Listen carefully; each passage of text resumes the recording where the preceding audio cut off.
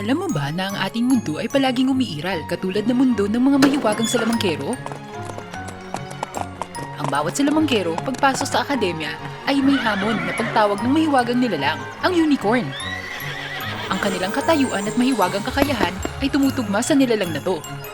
Ang matatanggap sa Akademyang Unicorn ay walang duda na pinakamalaking karangalan sa buhay ng isang tao. Ngunit bukod sa purong pamilyang salamangkero, iilan lang sa karaniwang tao ang may pribilehiyo. Sa nayon, si Ella, naniniwala ang lahat na ang kanyang talentadong nakatatandang kapatid ay isa sa mga mag-aaral sa Akademyang Unicorn ngayong taon. Si Ella ay hindi gaanong talentado kaysa sa ibang ordinaryong babae. Kahit higit pa, ngunit kung ikukumpara sa kanyang kapatid, malaki ang pagkakaiba. Sa kabila ng pagkahabag sa sarili, hindi kailanman nagalit si Ella sa kanyang kapatid. Sa katunayan, hinangaan at ipinagmalaki niya ito. Ate, sa iyong talento, tiyak na makakatanggap ka ng imbitasyon sa Akademya ng Unicorn ngayong taon. Kung totoo yan, padadalan kita ng maraming sulat tungkol sa paaralan. Pangako yan Pagdating ng panahon, huwag kang masyadong abala sa pag-aaral at makakalimutan ako. Ngunit sa huli, hindi lang si Ella o ang kanyang kapatid, pati na rin ang lahat ng taga-nayon ay namangha. Nang si Ella ang inimbitahang sumali sa akademya, hindi ang kanyang kapatid. Ang pagkabigla at pagkabigo ay pumigil sa kanyang kapatid na kausapin si Ella hanggang sa araw na siya'y magsimulang mag-aral.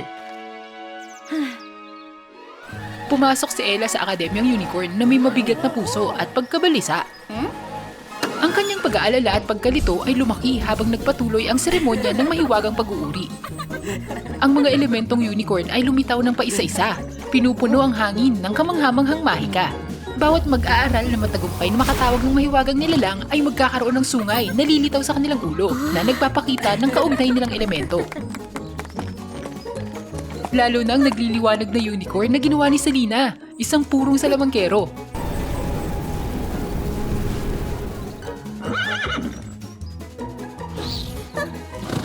Walang duda na ang unicorn na ito ang magiging pinakamataas na ranggo sa seremonya ngayon. Si Ella ang huling tumawag sa kanyang nilalang. Siya'y balisa at natatakot kapag walang nangyari.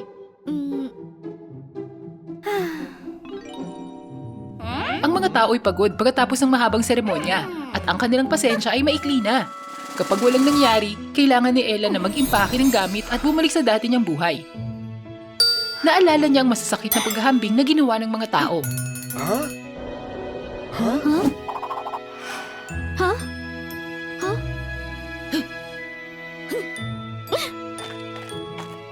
Anong nangyayari? May mali ba? Unang daya si Ella para nakawin ng pwesto ng kapatid niya. May damdamin din ako, alam mo ba? Pakiusap kahit ano, basta may lumitaw na unicorn. Ang kanyang pagsusumamo ay tila dininig ng langit. Mula sa langit, isang bagay ang bumagsak ng napakabilis na nagdulot ng kaguluhan sa seremonya. Diyos ko po! Ito ay bagharang unicorn! Ito ang unicorn na may pinakamarangal na kapangyarihan. Ano? Wala pa itong sungay? Kahit si Ella, wala siyang dagdag na sungay. Nasugatan kasi ang unicorn ni Ella. Magiging maayos ang lahat sa loob ng ilang linggo. Sa mga sumunod na araw, si Ella ay nakatanggap ng ibang uring atensyon kaysa sa karaniwan. Maging si Selena na ayaw kay Ella ay tila pala kaibigan at niyaya si Ella na sumama sa kanyang grupo. May karera ngayong linggo. Ikaw at ang unicorn mo. James, di ba? Sumali kayo. Ako? Patawad pero may iba akong plano. Sa katunayan, si Ella ay nagtatago ng nakakatakot na lihim. Si James, ang unicorn na tinawag niya, ay hindi talaga isang unicorn. Makinig ka. Alam kong hindi ka ang nilalang na tinawag ko. Pero tapos na ang lahat. Pwede mo bang tulungan akong manatili sa akademya ng kaunti pa? Taliwas sa pagiging palakaibigan ni Ella, si James ay hindi nakikipagtulungan. Bago ang pagsusulit sa mahika, dinala ni Ella si James sa labas. Umaasa na magkakaintindihan at makakakuha ng kanyang kooperasyon. Ngunit hindi lang sumuway si James.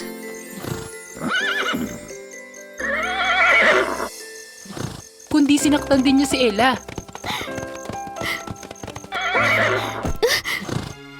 Dahilan ng pangungot niya ng mga nakakita nito.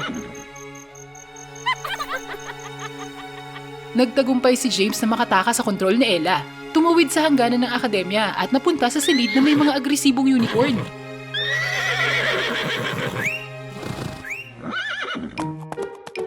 Hindi niya inaasahan na lilitaw si Ella. Itinaya ang kanyang buhay para protektahan siya.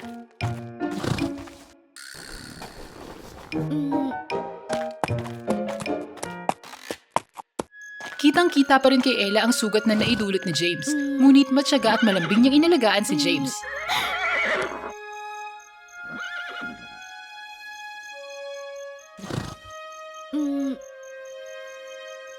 Patawad, dahil sa kapabayaan ko, kaya kayo nasangkot dito. Pero bukas, tapos na. Pagkatapos ng pagsusulit, kapag hindi ako nakapaglabas ng mahika, aaminin ko ang lahat at aalis.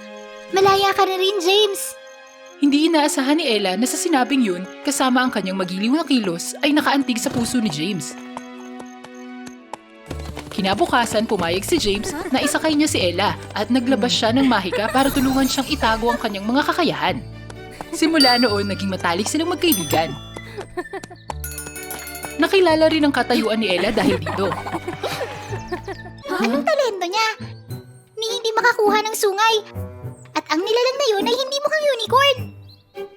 Sa unang pagkakataon, naranasan ni Ella ang saya ng pagiging pangunahing karakter at hindi niya kinaya na mawala ito. 3 araw nang nakalipas, nakatanggap si Ella ng hindi kilalang sulat. Nakasaad dito na ang itim na salamangkero na nakatira sa ipinagbabawal na gubat ay may solusyon sa kanyang problema. Hindi ako pwedeng mandaya ng ganito. Ang kanyang takot ay humantong sa isang makasariling desisyon.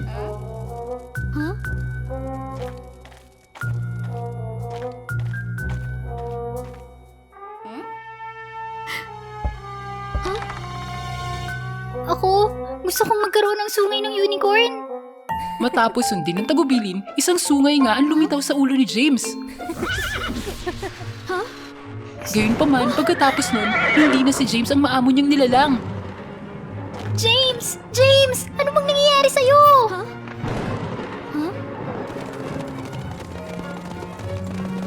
Nahirapan ang mga malalakas na salamangkerong pigilan si James. Ngunit hindi ito isang madaling gawain, lalo na kapag ang kondisyon ay tila kumalat na sa iba pang unicorn. Ella! Anong ginawa mo? James! Pakiusap! Huwag kang ganyan! James! Ako ito! Ako ito! Si Ella! Tumigil ka! Ella! Bilis at kontrolin mo siya! Ginising ng mga alaala ng kabaitan ni Ella si James. Sinamantala ang pagkakataon, nahuli ng grupo ng salamangkero si James at ang walang isip na mga unicorn.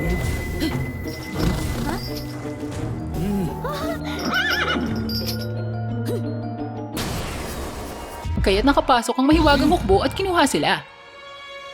Napagtanto ni Ella na isa sa mga miyembro ng hukbo ang nanloko sa kanya para ikabit ang sungay kay James.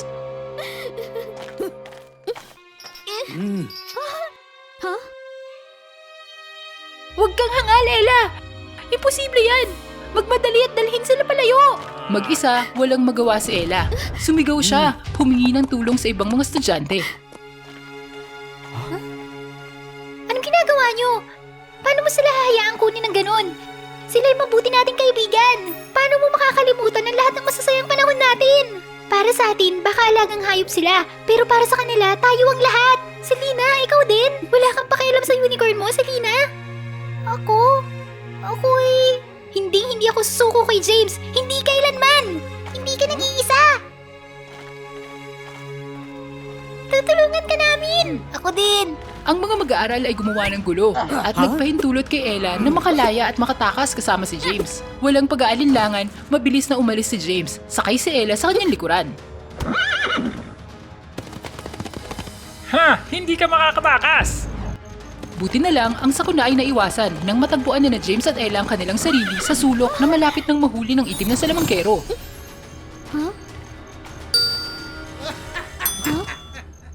Tatakbo ka?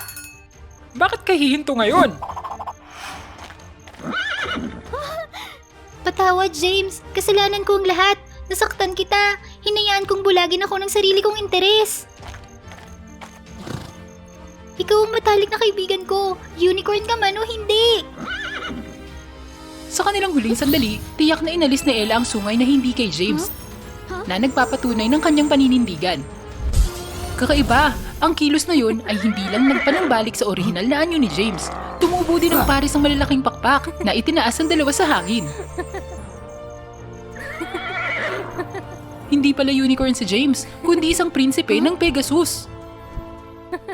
Sa panahon ng labanan sa puwersa ng kadiliman, siya ay nasugatan at naligaw sa Akademyang Unicorn. Ang kanyang sugat dulot ng kadiliman ay pansamantalang sinelyohan ng kanyang kapangyarihan at alaala.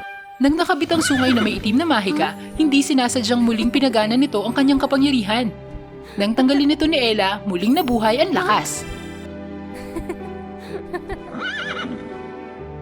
Nilinis ni James ang kadiliman. Pinanumbalik ang kanyang sariling katinuan at isipan ng mga natitirang unicorn. Humakbang si Ella at inamin ang kanyang pagkakamali sa lahat at kinilala na hindi siya karapat-dapat mag-aaral dito.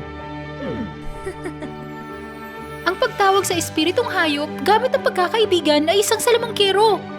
Kahit na si James ay hindi unicorn, ang ginawa niyo ni James ay higit pa sa sapat para patunayan ang inyong kakayahan dito. Pero paano si James? Pwede pa rin ba siya dito? Wala kang dapat alalahanin. Ipinagkatiwala siya ni Poseidon at Medusa, ang mga magulang ni James, sa akademya hanggang maging sapat na ang kanyang lakas para kunin ang trono. Mula noon, patuloy silang naging matalik na magkaibigan at bumuo sila ng minsang magulo ngunit magandang relasyon ni Selena.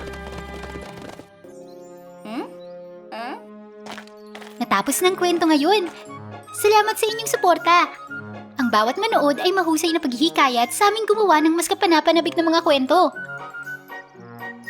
Huwag kalimutang mag-subscribe sa Wow Fairy Tales para matulungan kaming umabot sa 1,000,000 subscribers sa lalong madaling panahon.